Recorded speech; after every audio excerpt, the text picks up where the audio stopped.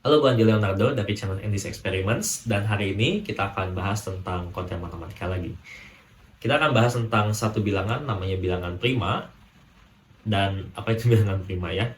Mungkin kita pernah bahas di sekolah ya, bilangan prima, ada contoh-contohnya juga.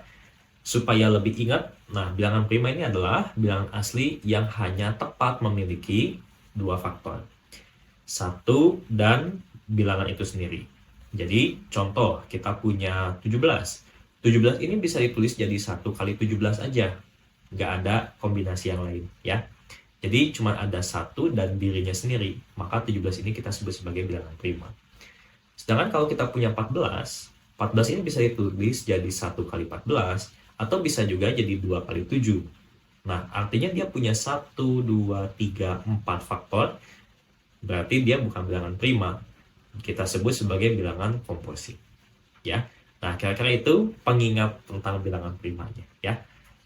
Hari ini kita akan bahas tentang beberapa riset yang ngomongin tentang bilangan prima. Jadi apa sih menariknya bilangan prima gitu ya. Kita akan bahas.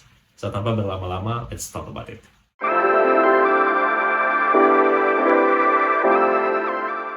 Jadi supaya lebih kebayang, kita punya angka 1 sampai 80 nih ya.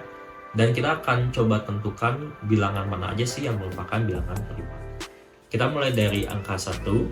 1 ini dia cuma punya satu faktor. Tapi kan harusnya bilangan prima itu punya tepat 2. Jadi 1 ini harus kita eliminasi karena dia bukan bilangan prima.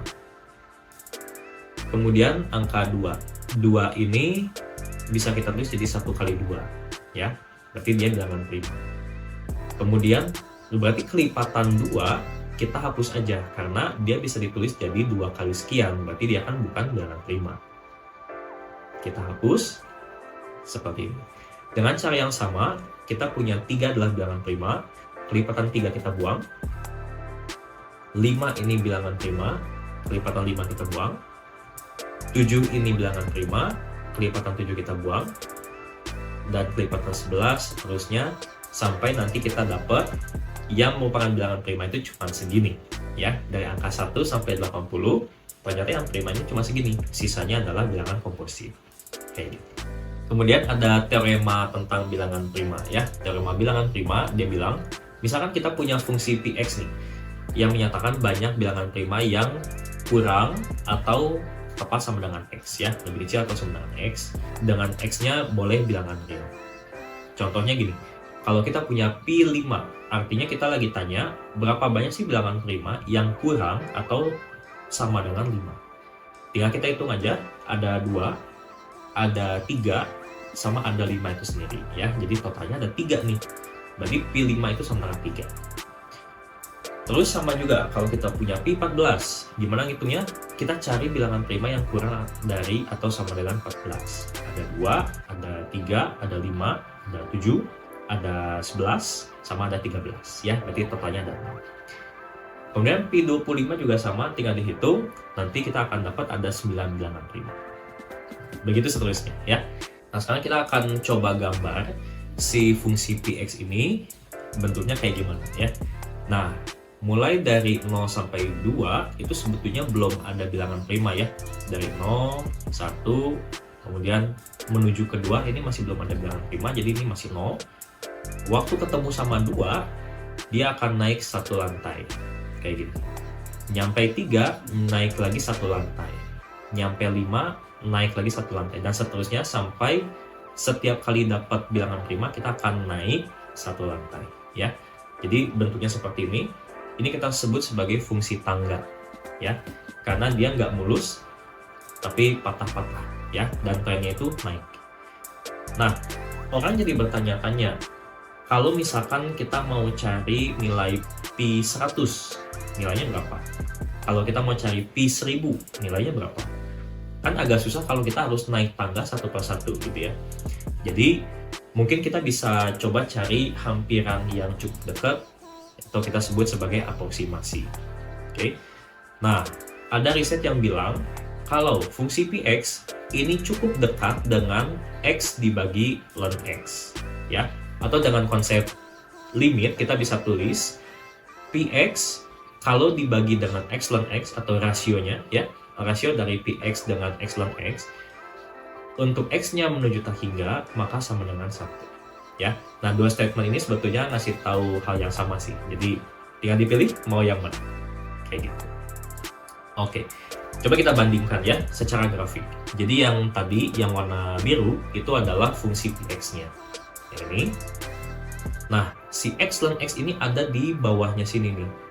Ya, sebetulnya trennya udah naik, tapi untuk nilai x yang cukup besar kayaknya dia agak kurang bagus nih. Ya, maka kita nanti bisa definisikan juga fungsi LIX di sini. Ya, yang gambarnya itu ada di bagian atasnya.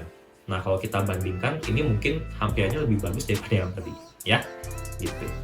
Sekarang kita akan bahas satu tokoh, namanya Terence Tao. Terence Tao ini adalah orang yang pintar banget dalam bidang matematika. Singkat cerita, dia tuh memang udah pintar dari kecil ya. Jago matematika dari kecil, dapat prestasi, sampai besarnya pun dia masih berkarir dalam matematika. Bahkan dia juga pernah dapat field medalist dalam bidang matematika karena kontribusinya dalam matematika, dan ya banyak karya-karyanya juga.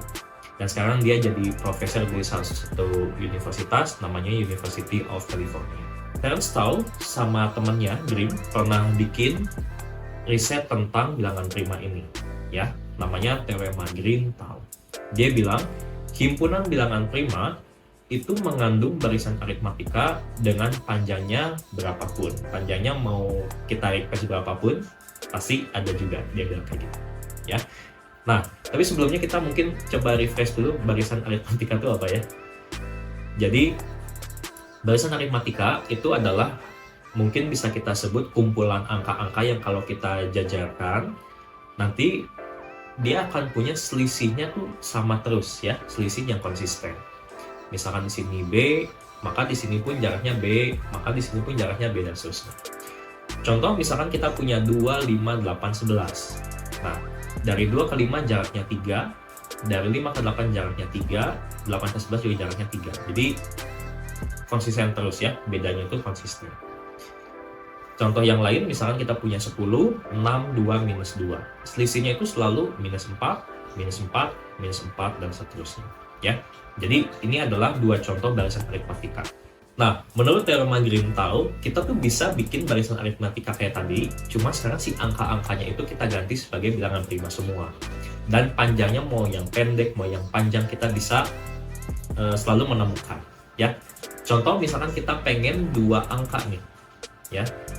2 dan 3 itu adalah barisan aritmatika dengan bedanya 1. Kemudian kalau pengen panjangnya 3, kita bisa pilih 3, 5, dan 7. 3 ke 5 beda 2, 5 ke 7 juga bedanya 2. Oke. Dan seterusnya sampai, misalkan ini adalah contohnya sampai panjang 10. Ada 10 angka bilangan prima yang kalau dijajarkan dia membentuk barisan aritmatika. Ya, bedanya adalah 210. Itulah fun fact tentang bilangan prima ya. Jadi konsepnya sederhana, tapi risetnya itu bisa kemana-mana dan mungkin penerapannya juga cukup banyak gitu ya. Salah satu contoh lagi, bilangan prima ini dipakai juga dalam kriptografi ya, untuk menyimpan kerahasiaan suatu pesan sesuatu. Nah, itu ternyata pakai bilangan prima juga. So, sekian untuk konten kita hari ini. Semoga enjoy ya dan bisa dapat insight yang baru. Jangan lupa like, comment, dan subscribe, dan silahkan request kalau ada yang mau kita bahas. So, itu dulu untuk hari ini, kita akan ketemu lagi ya. Thank you semua, bye-bye.